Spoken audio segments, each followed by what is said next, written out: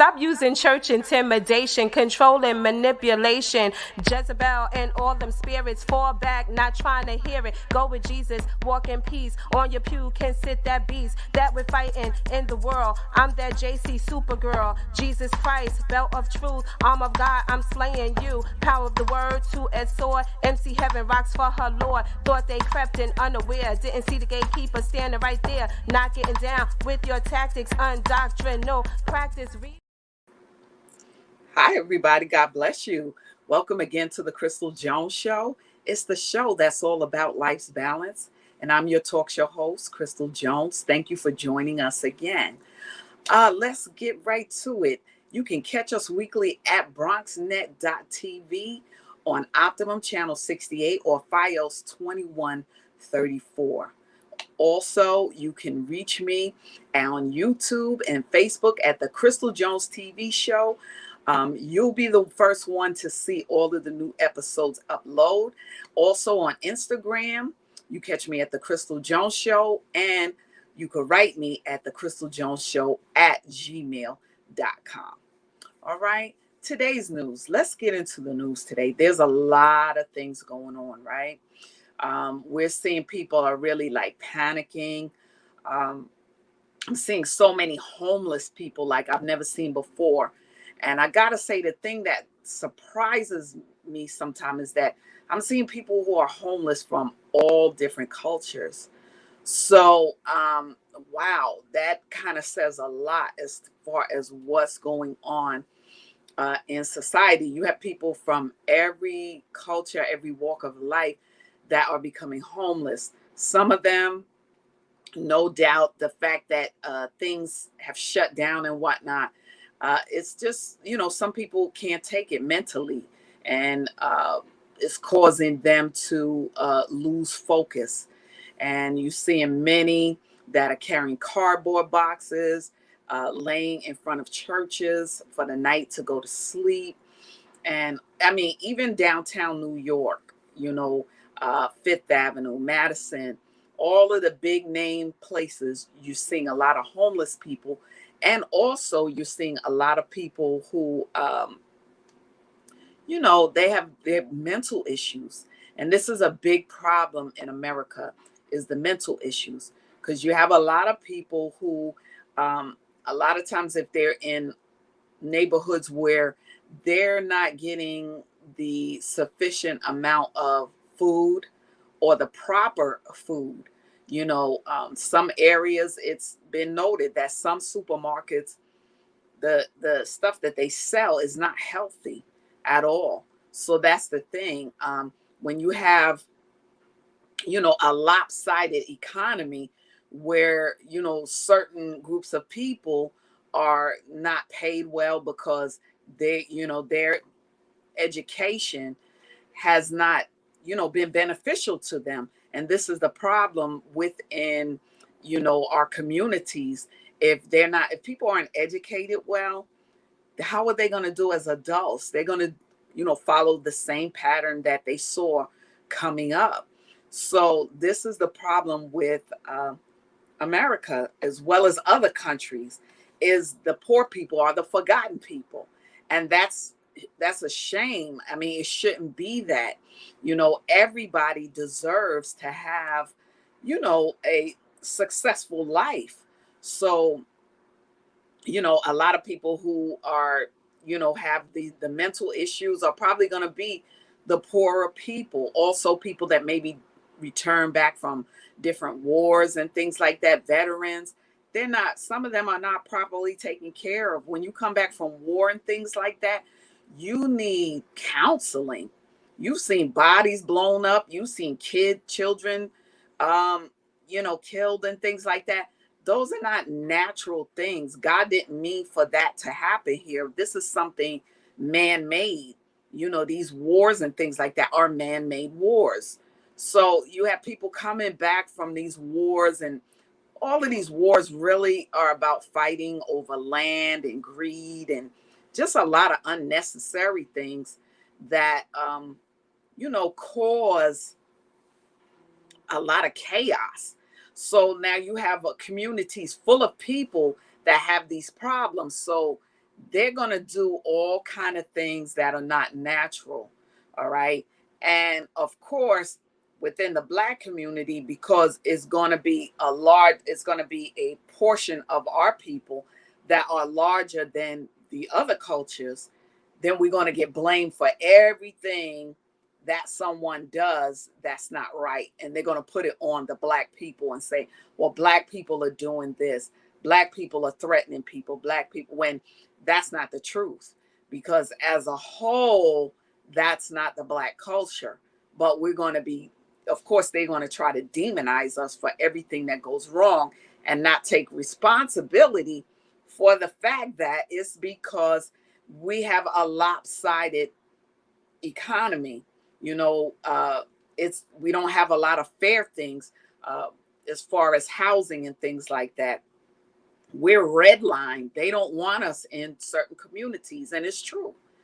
They don't want us. If we want to buy a house in a community that's a majority white, the white people there are not going to want our people to come because they believe the stereotype of this is how all Black people are, which is not true. And, you know, we just have a racist civilization. And as much as they try to ignore it and say, oh, no, that's not true. America's not racist. Yeah, it really is. And so these are the things that are going on, and these are the things that need to change. So today you're going to be seeing different videos that I'm going to be showing. I'm going to be showing you videos of successfulness of Black people in the area of Texas. And also I'm going to be showing you how our people, we need to go back to farming. We did it here in the United States when we built this country. We did it during slavery, but we did it in our own country, on our own continent in Africa, where we are originally from. We did it when we were in Nigeria and different places, but also when we came from Jerusalem. We've always been doing farming. Okay. So this is what these are the videos that I'm going to be showing you, and these are things that you need to think about. All right. So now we're going to go to the videos.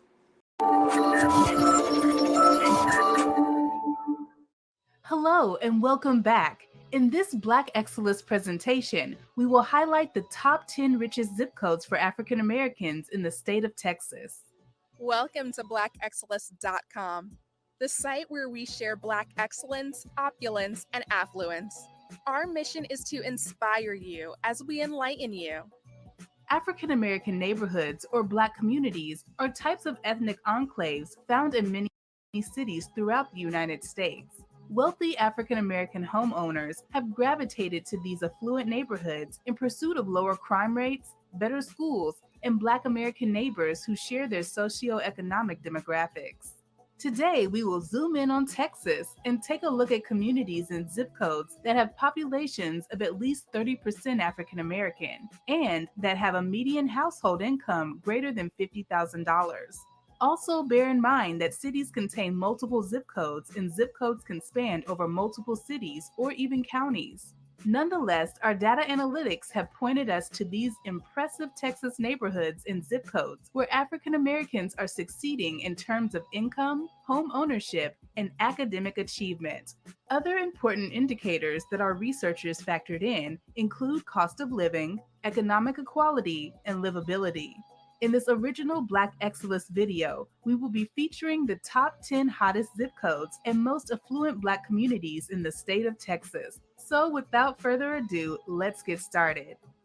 We want to kick off this video by actually giving you a bonus zip code profile. In the midst of our research, we came across a zip code that was right on the bubble, but we felt that it was worthy to add to this discussion, and we wanted to offer it up as another zip code as part of this presentation. So here we go with number 11, zip code 77407 in Richmond, Texas, Fort Bend County. Richmond is the county seat of Fort Bend County and is located within the Houston, The Woodlands, Sugar Land metropolitan area. Richmond is home to some of the most successful and established master plan communities in the Houston region. What makes Richmond such an attractive city is that despite its upward climb and growth, the city has maintained much of its history and historical sites for all to enjoy. Zip code 77407 in Richmond has an African American population of almost 15,000, representing 29% of the zip code's total population. The area is rising to the top as a residential mecca since it's home to some of the most sought-after communities within Houston and the surrounding areas. The neighborhood has access to the 4 public parks in Richmond that is very popular for community and outdoor activities. The community is also served by highly regarded school districts, outstanding parochial and private schools, and reputable institutions of higher education. Zip code 77407 has a niche.com rating of an A+ due to its outstanding diversity, family environment, job opportunities, and highly regarded public schools. The graduation rate for high school students that live in zip code 77407 is an outstanding 94%. The school system that serves the zip code has a ratio of 17 students per teacher. The economy of Richmond, Texas employs 4,762 people. The 3 highest paid industries in Richmond, Texas by median earnings are 1. Healthcare and social assistance occupations, 2. Arts and entertainment occupations, and 3. Professional services occupations. Hey, Mom. Hey. Why are you not hesitant about taking the vaccine? Number 10, zip code 77396 in Humble, Houston, Texas. Harris County. Humble is a city in the Houston metropolitan area that famously became an oil boomtown in the early 20th century when oil was first discovered there in 1903. Covering 10 square miles, Humble is in southeast Texas and is 50 miles inland from the Gulf Coast. It is located in Harris County and is within the Houston Sugar Land Baytown metro area. Zip code 77396 in Humble has an African American population of almost 21,000, which represents 36% of the zip code's total population. It is home to some of the best schools in the area, a large mall, state-of-the-art hospital facilities, and its very own civic center and covered civic arena. Attractive for the lush greenery, this community has access to many local parks such as Hirsch Memorial Park, Uptown Park, Scott Park, and Timberwood Park. Zip code 77396 has a niche.com rating of an A- due to its excellent diversity, family environment, and job opportunities. The graduation rate for high school students in zip code 77396 rate is 81%. The school system that serves this zip code has a ratio of 16 students for every teacher. The economy of Humble, Texas employs 7,767 people, but next door, Houston, offers over 1 million jobs. The 3 highest paid jobs held by residents of Humble, Texas by median earnings are 1. Computer occupations, 2. Engineering and science occupations, and 3. Architecture occupations. Number 9. Zip code 75181 in Mesquite, Texas. Dallas County. Mesquite is a suburban city in north central Texas, located east of the city of Dallas. Mesquite is positioned at the crossroads of 4 major highways, making locations such as downtown Dallas, Lake Ray Hubbard, Dallas Love Field, and DFW International Airport very convenient. Known as the rodeo capital of Texas, Mesquite is accessible to wonderful shopping options, a first-rate school system, and a number of eateries for all to enjoy. Zip code 75181 in Mesquite has an African American population of almost 10,000, which represents 34% of the zip code's total population. It is quintessential Texas.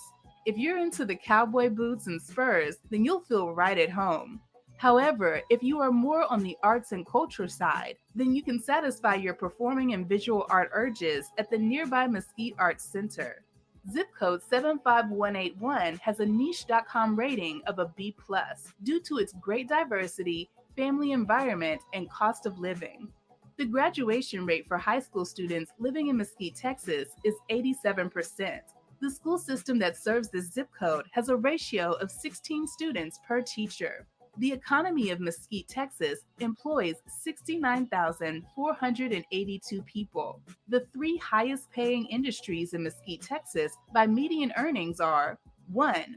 oil and gas extraction occupations. 2, public administration occupations. And 3, agriculture and forestry occupations.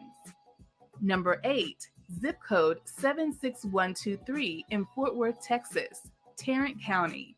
Fort Worth, Texas is the 5th largest city in the state of Texas and the 13th largest city in the United States. It is the county seat of Tarrant County, and the city was established in 1849 as an army outpost on a bluff overlooking the Trinity River. Fort Worth has historically been a center of the Longhorn cattle trade, as it still embraces its Western heritage in traditional architecture and design. Zip code 76123 in Fort Worth has an African American population of almost 12,000, which represents 34% of the zip code's total population. It is a real small town feel to an area that is vibrant, growing, and accessible. The mostly residential community boasts low crime, and housing prices provide more bang for your buck than other large cities in Texas. It is everything you would expect in a family town: great schools, excellent museums, live music, dining, festivals, and convenience to shopping, all with a small city level of charm and laid-back atmosphere. Zip code 76123 has a niche.com rating of a B+ due to its great diversity, family environment, and job opportunities. The graduation rate for high school students living in zip code 76123 is an outstanding 94%. The school system that serves this zip code has a ratio of 16 students per teacher. The economy of Fort Worth, Texas employs 425,825 people. The 3 highest paid jobs held by residents of Fort Worth, Texas by median earnings are: 1, architecture and engineering occupations, 2, health diagnosing and treating practitioners, and 3, computer occupations. Number 6. This is the checkers game where grandson and granddad will bond. This is the kitchen where the 7, zip code 76002 in Arlington, Texas, Tarrant County. Arlington, Texas is part of the Mid-Cities region of the Dallas-Fort Worth-Arlington metropolitan area, approximately 12 miles west of downtown Dallas, putting it virtually right in the middle of the largest metropolitan area in the state of Texas. The city of Arlington has a lot to offer, from its sports teams to its various other forms of entertainment. Not only is it the 50th largest city in the U.S., but it is home to Six Flags Over Texas, Texas Rangers Baseball Stadium, and the Dallas Cowboys Stadium. Zip code 76002 in Arlington has an African American population of over 13,000, which represents 36% of the zip code's total population. This is a charming suburban community with a wide variety of daytime activities, diverse dining options, and a great education system. The community reflects many facets of American culture, where you can raise a family, meet your neighbors, have loads of fun, and have plenty of opportunities to find a job. Zip code 76002 has a niche.com rating of an A- due to its great diversity, family environment, and public school system. The graduation rate for high school students living in zip code 76002 is 89%. The school system that serves this zip code has a ratio of 16 students per teacher. The economy of Arlington, Texas employs 211,698 people. The 3 highest paid jobs held by residents of Arlington, Texas by median earnings are: 1, health diagnosing and treating practitioners, 2, legal occupations, and 3, architecture and engineering occupations. One of the first reactions that a lot of folks have when they come to a farm is, a Black person will think of slavery. There's really no way that your ancestors can go through hundreds of years of enslavement and tenant farming and being ripped off their land by racist violence and not have this visceral reaction to the earth, because the land really was the scene of the crime. We had these autonomous, beautiful relationships with land before, and that's something we can reclaim and get connected to.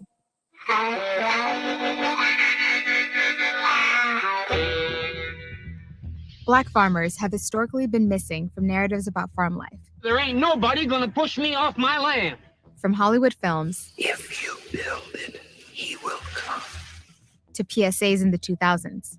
Farmers were our foundation. They're the ones who made us strong. But Black farmers have always been here. In spite of the broken promise of 40 acres and a mule, Black farmers made up a sizable 14% of the farming population in the 1920s. Fast forward to the 80s, when they were said to be on the brink of extinction. Then in 2012, the agriculture census showed a rise in Black farmers. But a new food economy investigation earlier this year disputed the increase, saying it reflected changes in methodology, not reality.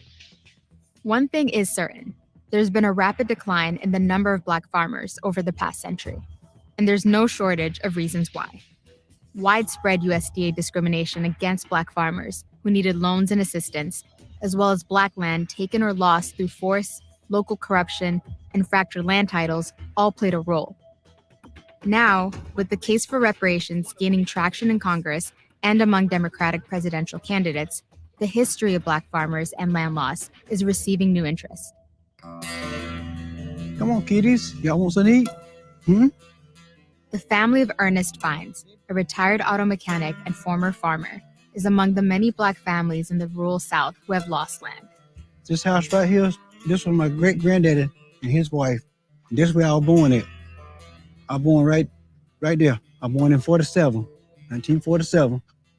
In the early 1900s, the Vines family purchased roughly 50 acres of land. This deal was made on the 5th day of February, 1906.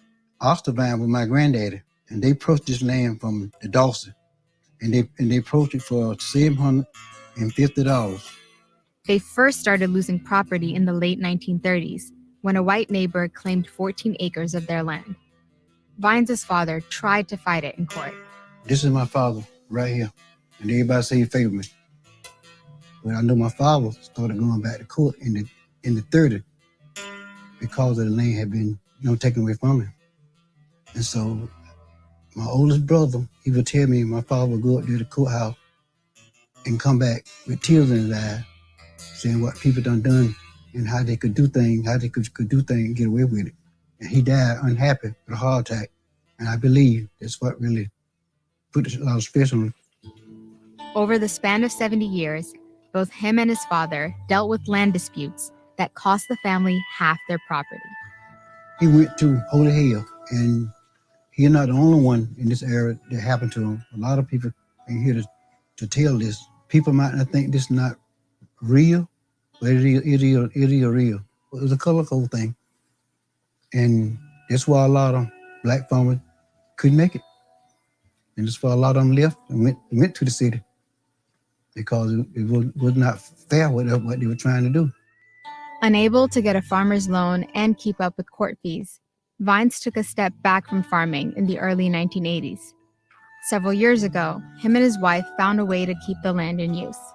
We donated to the church, and they're training the young generation how to farm and how to grow different things. I thank God that I fight it, and didn't let my father, and didn't let my mother, didn't let nobody down, didn't let God down. I think I did enough out here, so let some younger generation, younger crowd go ahead and do what I used to try to do. Yeah. The average age of American farmers is rising, but some Black farming organizations are seeing a new generation of growers emerge. 26-year-old Kendrick Ransom is one of them. He runs an organic vegetable farm on family land, less than 15 miles from the Vines property. I don't know many Black farmers around here, especially not young farmers. I do have a couple elder farmers that come out to the farm and help me, give me some tips every now and then. Back in 1925, Black farmers in Edgecombe County outnumbered white farmers. But by 2017, the number of Black farmers dropped by 99%.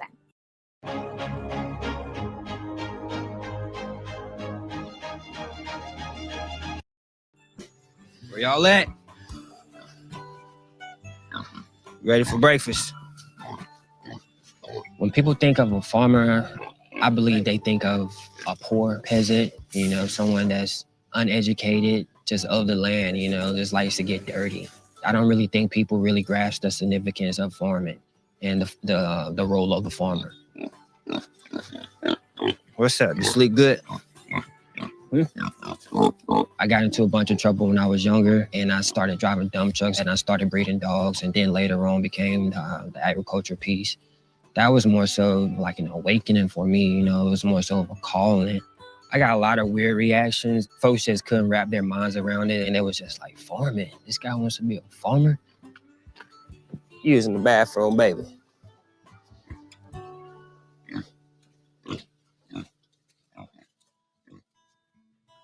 What's taking y'all so long? Come on. Yeah, it was very, very challenging times when we first got going out here. Come on, push the wagon, come on. Let's go, let's go, let's go. Didn't really have much to work with, had nothing at all, really. We got hoes, shovels, rakes. So that's pretty much it. Why you do that? Because you taking too long. I got big dinosaurs. Oh, you did? It's very important that we learn how to survive and learn how to make use for what we got. Instead of just waiting around for grants or somebody to donate me or waiting on a handout, we make it work. I've never thought about taking out a loan. That's just something that I've been taught. My big brother told me stay away from loans. I'm familiar with the issues that Black farmers face when they did take out loans and they were unable to pay them back. You know, you lose everything you got, and that's including your farm and your land for your family. Thank you for this land. Thank you for this land. This healing, this healing, this healing land. This healing, this healing, this healing land. Hey, Jaga. Good morning. Good morning, honey. I am the granddaughter of Brownie Lee McCullough, who was displaced from her land in Rock Hill, South Carolina, as a child of the Great Migration. I am the granddaughter of Samuel Cornelius Smith, who was displaced from his land, fleeing from abuses of government in Haiti, and was fortunate enough to be the first returning generation of the grandchildren to find land again. Over a decade ago, Leah Penniman and her husband bought 72 acres in rural Grafton to start Soulfire Farm, a community and teaching farm. While some folks will call it Trump country, this is actually Mohican country. This is Native territory, and it also has a long history being Black land as well. Harriet Tubman built her farm not too far from here, as well as the Timbuktu Black community and Rap Road Black community. So it's not that we don't belong here, but we are definitely reclaiming space after many generations of being forced off of this land.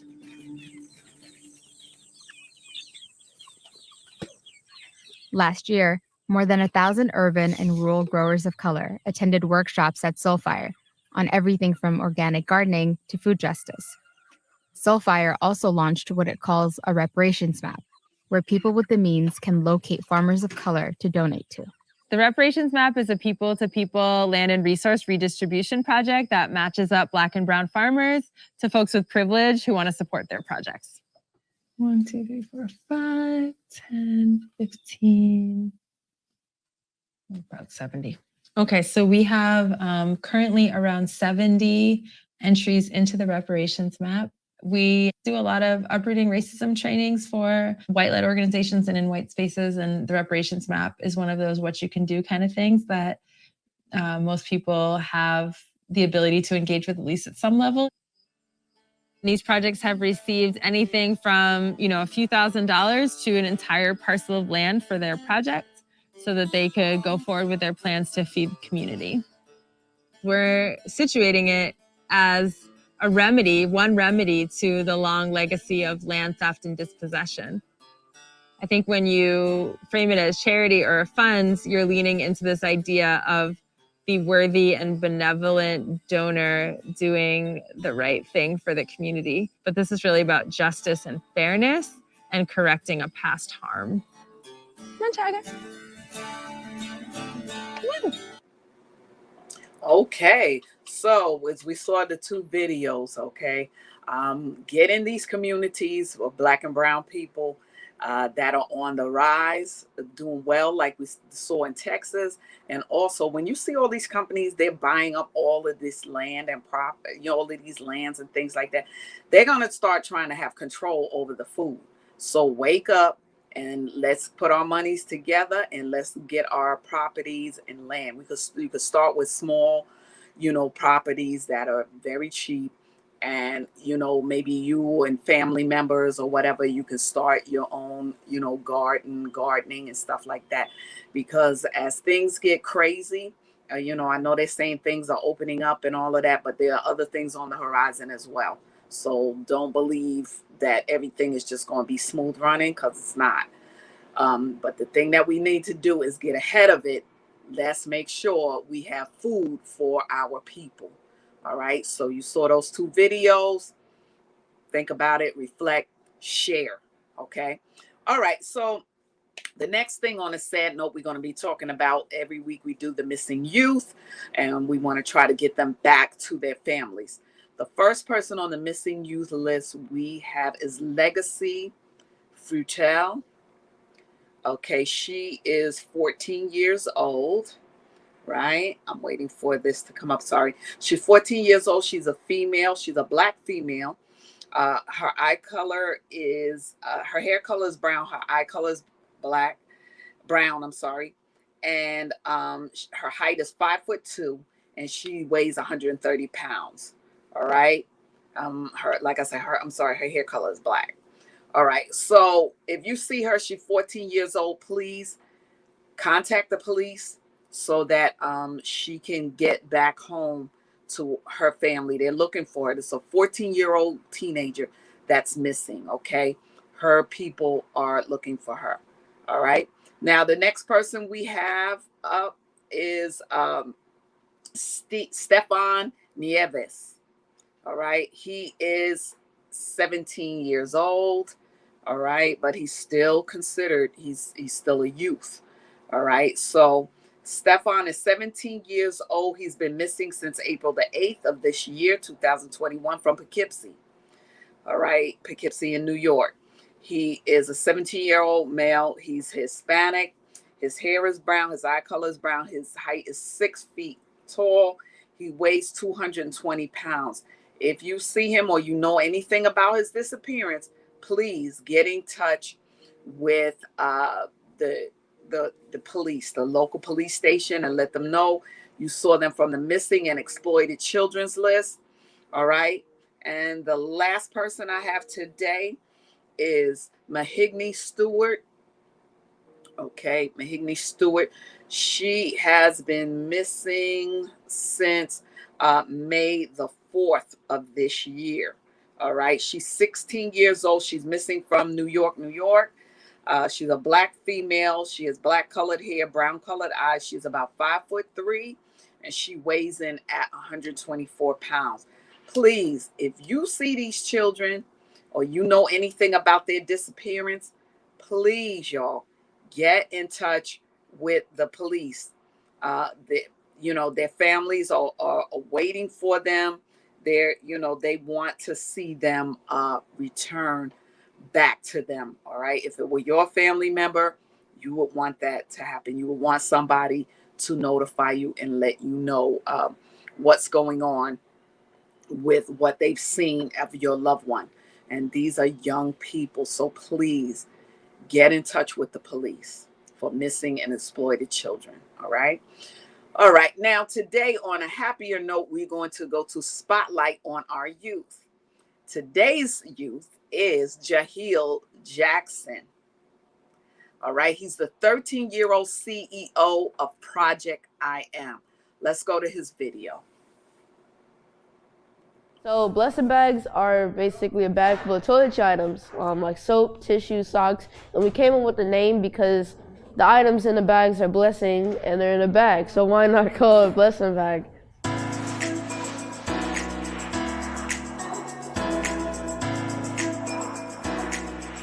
My name is Jahlil Jackson. The name of my organization is Project I Am, and we're based in Chicago, Illinois. I started Project I Am when I was 8 years old, so today is the 5th year anniversary. Project I Am started when I went to go feed the homeless with my aunt and my cousins, and this is my first real experience with the homeless, and I really didn't understand because I thought that everybody had homes when I was younger. So I went home and asked my parents if we can give them all houses. We couldn't do that at all, so I just wanted to do something. So we talked about different things that we had on a daily basis that they don't have, and we thought of blessing bags.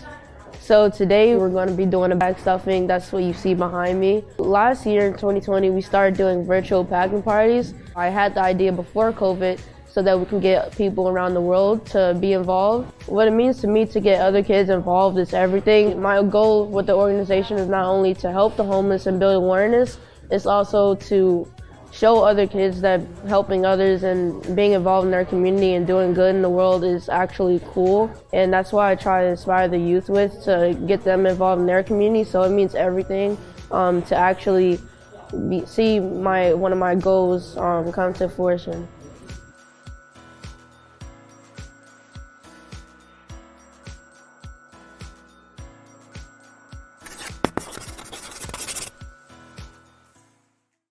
On behalf of Fresh Cravings, to give you $5,000 to further your cause. Did you know? You didn't know. You always do this to me. Thank you so much. All right. So shout out to that young brother, Jahlil Jackson. Okay. To tell you about his project, he has a company called Project I Am. It's a nonprofit organization created by him when he was 8 years old. All right. So this is what I'm saying. These stereotypes about Black people, our people are doing stuff. All right. This young boy started out 8 years old. Now he's a young man at 13. He started out with at 8 years old. He's now 13. He has a heartfelt desire to help those in need. Look at his heart.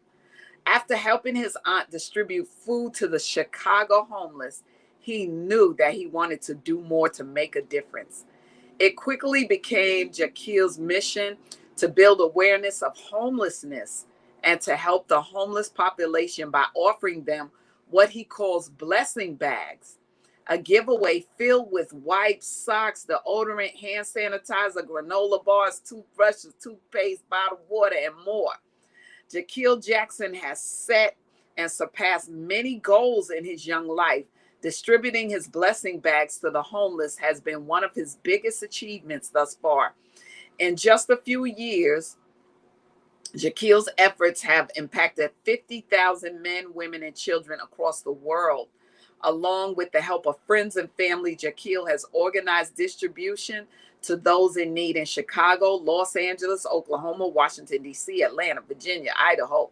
He has also provided blessing bags to orphans in Mahigni, Swaziland, as well as volcano victims in Guatemala and hurricane survivors in Florida, Houston, Puerto Rico, and the Bahamas in the wake of COVID-19. Jahlil created an exciting way to engage 200 youth from over 70 cities to create and distribute 8,000 blessing bags to homeless in their local communities. I'm so proud of that. Go ahead, bro. Do your thing. God bless you. I pray that God bless that young man beyond his wildest dream. If you saw the video, you saw that they surprised him and gave him a donation toward his business project I Am. And that's so unselfish of him at 13, 8 years old, to think that this is what he wanted to do. Wow. I'm sure that puts to shame any of the naysayers, because the naysayers, what are you doing? Okay. So I'm so proud of our young Black or people of color youth that are doing things. Anybody that's people of color, you're doing things, because we get the low of the lows, as far as they're always blaming stuff on us, and we're this, we're that, we're the other, but they never bring attention to the good that we do and how many of us do good. They're just going to sum up people that are doing wrong. Well, by the way, in other cultures, they're doing wrong too. They just don't bring attention to it, and that's it. But so proud of Jahlil. Oh my gosh. I know his mother just like cries every day, like, that's my baby. I know. Oh Lord, I'm so proud of that young man. And Jahlil, if he sees this, I just want him to just keep going. Keep going. Keep doing it. Keep doing it, brother. And all young people from every culture, look at that as an example of the positive that you can do. No matter what they say about you, about your culture, they ain't even in your culture sometimes. What do they know, right? You keep doing what you've been doing. So we're so proud of him. All right. So the next thing we're going to get to now is health and wellness. All right. For health and wellness today, I want to say it may be a good idea for you to get a multivitamin, because multivitamins will help where you're lacking, especially if you're not really eating all that properly. I know we're on the road to doing well, health and wellness. I think I shared with you all, I have these big salads that I make every day. And I put different things in them. Sometimes the salad has spinach in it. It has butter crunch lettuce. It has Brussels sprouts and all these different kind of things, and seeds and stuff that I put in there. And, the people, my coworkers and whatnot, they like, wow, oh, I need to do that. And you just keep switching up every week, just putting different type of lettuce and things in there, cucumbers, zucchini, everything, just so that it doesn't get boring. Just keep going through, when you shopping in the grocery store and whatnot, look through all of the different veggies and things like that. Mix it up each week, something different. So in the meantime, while you're getting on the track to get healthy, you need a multivitamin so that you'll be balanced as far as the vitamins and nutrients that should be in your body. So I would advise you to do that and get a nice salad dressing. Like I like the balsamic vinaigrette. They have the one with the wine balsamic vinaigrette. They have the honey balsamic vinaigrette, and all these different type of balsamic vinaigrettes, because that, to me, that's one of the healthiest of the salads that they have. So that's something that I'm doing myself. I'm not just telling you to go out to do this. And I'm not doing, no, I pack my lunch every day, and that's a part of my lunch. And sometimes when I'm at my desk, so that I don't eat something that's off, I'll just reach in the refrigerator and get my salad out, because the nuts and things that I put in it make up like for the meat. So that's good. And it helps with, weight loss and things like that. I'm on my journey with weight loss, and I've been coming down quite a bit. So I'm, definitely happy with that. And it takes time. Like I said, don't put too much pressure on yourself. It's going to take time. It took time to gain the weight, so it's going to take time to take it off, because you got to stay balanced with that too. You're going to be finding out what things cause you to gain weight. Maybe you're eating at the wrong times. Maybe you're eating dinner too late. I try to make sure that I, eat dinner, definitely by a certain time. Like sometimes I get in from work kind of late. So, even then I'm whatever I eat is to a minimal, but it definitely has like salad and whatnot in it, and just maybe a small portion of meat. If you got to have meat, cut it in half, so that you don't have like a whole lot of meat that you're eating, especially if you get in late at night. All right. So anyway, so we're going to go to the next segment, which is the business tips. All right. So for our business tips, you may want to consider having a partner, someone who shares the ownership of the business with you. Sometimes the two heads are better than one. One of you may be better at the mathematics, and the other person may be better at, the advertising and things like that. And you may, be a good partnership like that, instead of just having a business by yourself. And I'm not saying that you shouldn't do an LLC by yourself. I mean, I've done it, but it's probably, it may help if you have someone else with you, that, you can make business decisions together. You could do a lot of things together, because sometimes where one is weak, the other is strong usually, right? So that's something that you may want to consider, is getting a business partner, whether that person is somebody who you grew up with, or a family member, or, somebody that that y'all would, do well together if you went into business together. Okay. So that's my business tip for today, is consider, maybe for you, maybe you need a business partner, someone who could share in the business with you on everything across the board. Sometime, like I said, sometimes the two heads are better than one. All right. So that's it for that segment. Okay. So we're going to go right into the lesson for today. And the lesson for today is going to be coming from Leviticus, the 11th chapter. And what we're going to be talking about is the different laws and things like that, the dietary laws for Israel, because what you eat is definitely important. And I never really realized that, but a lot of times our people tend to eat badly, because from the time of slavery, we had to eat the scraps. That's how these people that had us in slavery, that's supposed to be Christians, I don't know how, but they used to give us the scraps, the pigs, and whatever the pigs ate, or the pigs, intestines and stuff like that. We would get the bare minimum. So after having been here in this country, that's where we picked up bad eating habits. When we were in our continent, we weren't eating like that. We had dietary laws. Okay.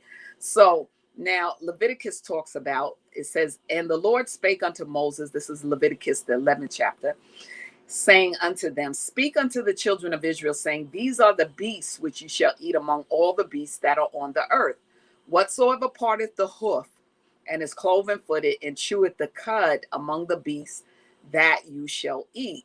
Nevertheless, these you shall not eat, of them that chew the cud, or of them that divide the hoof, as the camel.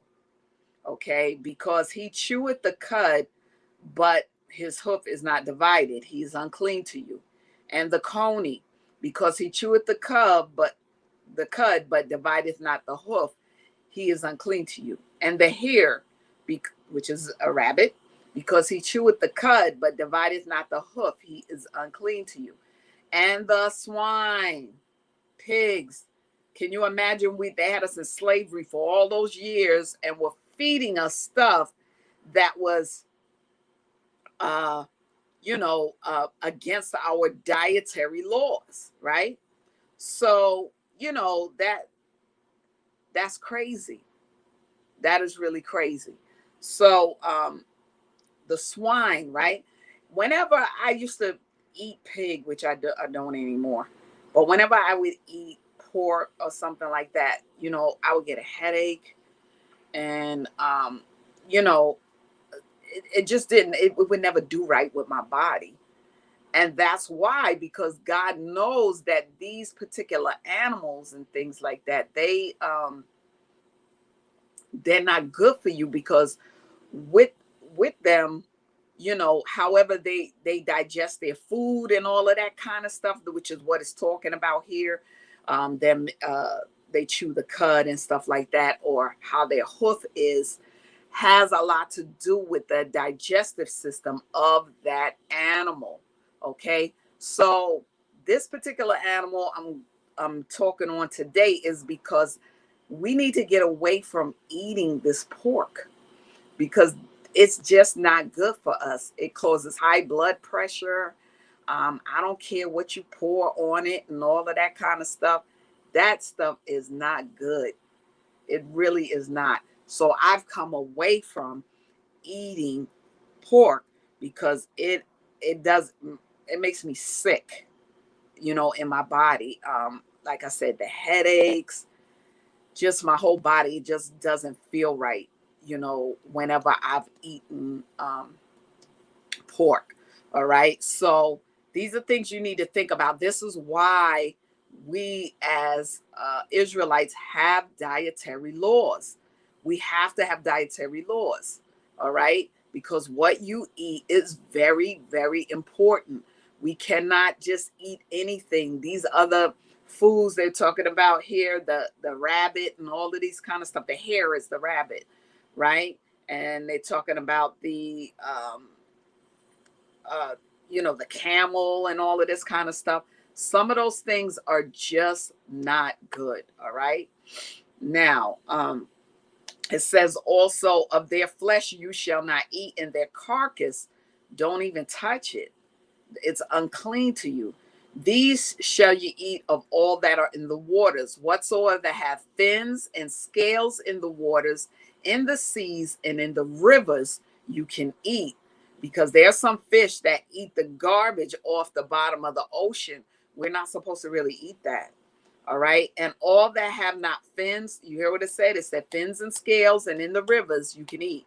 And all that have not fins and scales in the seas and in the rivers, of all that move in the waters, and of any living thing which is in the waters, they shall be an abomination unto you. All right. They shall even be an abomination unto you. You shall not eat of their flesh. Okay. None of that. Whatsoever hath no fins or scales in the waters, we shouldn't be eating that stuff. That lobster, crab, all that kind of stuff. Really, we're not supposed to, because those, they eat the garbage off the bottom of the ocean. So when you're eating them, remember, garbage and stuff passes through their bodies. All right. It's not that God wanted to be mean to us or anything like that, but that stuff is not, it's not healthy. All right. So whatsoever doesn't have fins or scales in the water, that's an abomination for us. All right. These are they which you shall have an abomination among the fowls, right? Like the chicken, stuff like that, right? They shall not be eaten. They are abomination. The eagle, we're not supposed to eat eagles. The ossifrage and the osprey. Remember, eagles eat dead carcasses, dead anything, dead whatever. That's what eagles eat. So if you eat an eagle, you're eating that crap that's in their body, right? The vulture, okay, the kite, okay, every raven after his kind, the owl and the nighthawk, the cuckoo and the hawk after his kind, and the little owl, the cormorant and the great owl, the swan, the pelican, the gear eagle, the stork, the heron, and the lapwing, and the bat. Okay, all fowls that creep going up on all four shall be an abomination unto you. So the fowls that creep on the all fours, those are an abomination. We're not supposed to eat those. Yet these you may eat of every flying, creeping thing that goeth upon all four, which have legs above their feet to leap withal upon the earth. Even these of them you may eat: the locust, the bald locust, the beetle, the grasshopper. Yes, you can eat grasshoppers. But all other flying, creeping things which have 4 feet shall be an abomination. All right. All right. So, it's going over again the carcasses of every beast which divideth the hoof, is not cloven footed, nor cheweth the cud. They're unclean. All right. So these are the things that we are, that we can eat, but not supposed to eat. That we can eat, and also things that we're not supposed to eat. All right. So now, these also shall be unclean to you among the creeping things that creep upon the earth: the weasel, the mouse, the tortoise. Some people eat turtle soup. You're not supposed to eat that. The weasel, mouse, the ferret, the chameleon, the lizard, and the snail, and the mole. These are unclean among you. All right. Upon whatsoever any of them, when they are dead. All right. Don't, those are things you're not even supposed to deal with. All right. So of all meat which may be eaten, that on which such water cometh shall be unclean, and all drink that may be drunk in every such vessel. Everything whereupon any part of their carcass falleth shall be unclean. All right. Or let's see what it say. Nevertheless, a fountain or pit wherein there is plenty of water shall be clean, but that which toucheth their carcass shall be unclean. Okay. If any beast of which ye may eat die, he that touches the carcass, that's an uncleanness to us. All right. If you have any beast or whatever that you're eating that just, it depends on how like an animal dies and stuff like that too. You're not supposed to, eat that kind of thing. All right. Whatsoever goeth upon the belly, on all four, you shall not eat. Don't make yourselves abominable with any creeping thing that creepeth. All right. I am the Lord your God. Ye shall therefore sanctify yourselves, and you shall be holy, for I am holy. Neither shall you defile yourselves with any manner of creeping thing that creepeth upon the earth. For I'm the Lord that brought you out of the land of Egypt to be your God. Ye shall therefore be holy, for I am holy. So remember, of the meats and things like that, lamb is good to eat, cow, and all of that kind of stuff. But the rabbit and the eagle and all of these different things, you ain't supposed to be eating that stuff. All right. This is the law of the beast and of the fowl and of every living creature that moveth in the waters and of every creature that creepeth upon the earth, to make a difference between the unclean and the clean, and between the beast that may be eaten and the beast that may not be eaten. Okay. So remember the fish. Fish is good. Sea bass, salmon, whiting, all of those different fishes, things like that are good. But, the other fish that crawl on the ground, like I said, the lobster, the crab, and all of that kind of stuff, even the shrimp, those things eat dirt and dead things. All right. So that's it for today. I'm going, as far as the dietary laws and things like that, the things that we're not supposed to eat. When you get a chance, go over Leviticus 11. Everything that I talked to you about, go over it. You could go over it in different versions of your Bible to where it'll be to your understanding. I use the King James Version. Some people use New King James Version.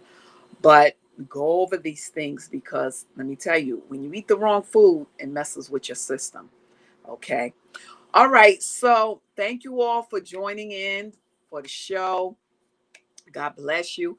Let me give you my contact information again. You can reach me at The Crystal Jones Show on Instagram, The Crystal Jones Show at Gmail, also YouTube and Facebook, The Crystal Jones TV Show. Like I said, when you go on there, you'll see the latest episodes that nobody else has seen, because I'm a couple of weeks ahead of myself. So if you go there, you're going to see that. Also, you could catch me, every Sunday from 2:30 to 3:30, Optimum 68, Files 2134, from 2:30 to 3:30. And also listen out, because I'll be going to a new channel soon, and I'll have a new time. So for right now, it's still Sunday from 2:30 to 3:30. All right. So thank you all for tuning in. God bless you. Take care. And you always stay balanced. Stop using church intimidation, control and manipulation. Jezebel and all them spirits, fall back, not trying to hear it. Go with Jesus, walk in peace. On your pew can sit that beast that we're fighting in the world. I'm that JC Supergirl, Jesus Christ, belt of truth, arm of God, I'm slaying you. Power of the word, two-edged sword, MC Heaven rocks for her Lord. Thought they crept in unaware, didn't see the gatekeeper standing right there.